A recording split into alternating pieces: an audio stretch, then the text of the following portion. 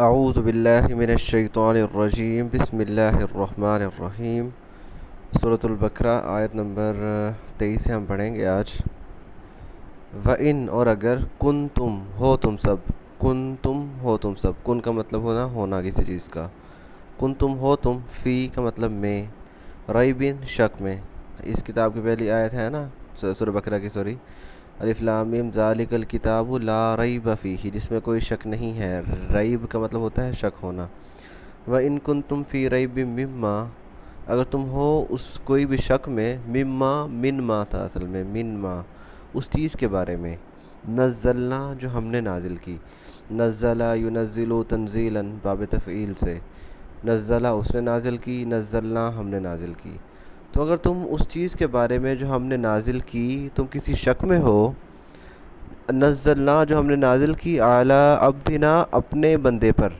عبد کہتے ہیں بندہ، تو جو ہم نے اپنے بندے پر نازل کی ہے، فَأْتُوا اعطایا یؤتیو ایتا ان اکرما یکرمو اکرامن کی طرح، اس کا مطلب ہوتا ہے آنا، ٹھیک ہو گیا۔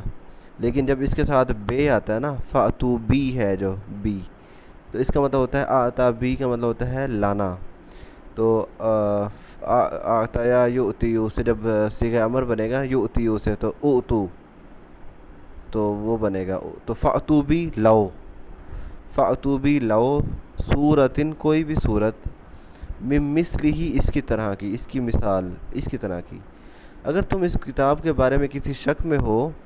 کہ بھی یہ کتاب اللہ کی طرف سے نازل نہیں ہوئی بلکہ محمد صلی اللہ علیہ وسلم نے اپنی طرف سے اس کو گھڑا ہے، اگر تم یہ سمجھتے ہو تو اس طرح کی کوئی صورت بنا کے دکھاؤ نا۔ ودعو، دعوا یدعو کا مطلب ہوتا ہے بلانا، دعوت دینا کسی کو، اور صیغہ امر بنے گا تدعو سے ادعو، ودعو اور بلاؤ، پکارو، شہداءکم اپنے شہیدوں کو، شہید کا مطلب ہوتا ہے گواہ، لیکن یہاں پہ شہداء سے مراد ہیں وہ جو خطیب اور نا جو ان کے خطیب اور شاعر ہوا کرتے تھے نا کسی بھی قبیلے کے، تو اس کو بھی یہ شہید کا شہداء کہا کرتے تھے، کیونکہ وہ ان کی مطلب عزت کا خیال رکھتے تھے، یعنی جب بھی آپس میں ان کا کوئی مناظرہ یا کچھ ہوا کرتا تھا تو ان کے خطیب ہی تھے جو ایک دوسرے سے جو مناظرے کیا کرتے تھے، تو ان کو شہداء کہا جاتا ہے۔ تو ودعو شہداءکم، بلاؤ اپنے یہ جو خطیبوں کو یا جو بھی تمہارے وہ ہیں کیا کہتے ہیں ساتھی احباب ہیں، من دون اللہ اللہ کے علاوہ، ان کنتم صادقین اگر تم ہو سچے، اگر تم سچے ہو تو بلاؤ۔ اصل میں کافروں کا مسئلہ یہ تھا کہ وہ یہ کہتے تھے کہ یہ کتاب جو ہے یہ اللہ نے نازل نہیں کی بلکہ محمد صلی اللہ علیہ وسلم نے خود گھڑی ہے، اور اس کی وجہ یہ تھی کہ ان کا یہ خیال تھا، وہ جو اس زمانے میں اچھے خطیب اور شاعر ہوا کرتے تھے، تو ان کا کافروں کا یہ خیال تھا کہ ہر اچھے شاعر کے ساتھ ایک جن ہوا کرتا ہے جو اسے اس کے دماغ میں یا اسے مواد لا کے دیتا ہے، میٹیریل، جس سے وہ شعر پڑھ پڑھ کے سناتے ہیں۔ تو انہیں بھی یہی لگتا تھا کہ بھی آپ صلی اللہ علیہ وسلم کے ساتھ بھی کوئی نعوذ باللہ کوئی جن ہے جو انہیں یہ کلام دے رہا ہے، یعنی دوسرے لوگ ان کی مدد کر رہے ہیں یہ لکھنے میں۔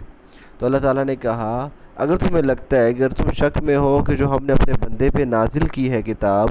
اس میں کوئی غلط مطلب وہ اس میں شک میں ہو کہ وہ اللہ نے نہیں بلکہ محمد نے خود سے گھڑی ہے، تو اس جیسی کوئی صورت بنا کے لاؤ، کیونکہ اگر محمد صلی اللہ علیہ وسلم نے خود سے گھڑی ہوتی تو آپ صلی اللہ علیہ وسلم تو امی تھے، وہ تو پڑھنا لکھنا نہیں جانتے تھے آپ صلی اللہ علیہ وسلم کے مقابلے میں، اور بہت سے لوگ خطیب شاعر بہت پڑھے لکھے، ان کی مطلب بہت خطاب جو تھا شاعر بڑا بلیغ اور فصاحت و بلاغت والا ہوا کرتا تھا، تو اگر تو ان کا تو ان سے اچھا ہونا چاہیے تھا نا۔ تو یہ چیلنج کیا کہ یہ تو ان امی ہے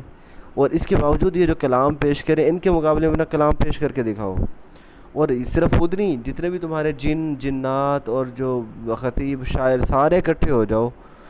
تو سارے مل کے اس جیسا کوئی کلام پیش کرنے کی کوشش کرو، ان کنتم صادقین اگر تم سچے ہو، یعنی اگر تم اس دعوے میں سچے ہو کہ یہ اللہ کا کلام نہیں ہے تو یہ کر کے دکھاؤ مجھے۔ اگلی آیت ہم انشاءاللہ کل پڑھیں گے، وما علینا الا البلاغ المبین۔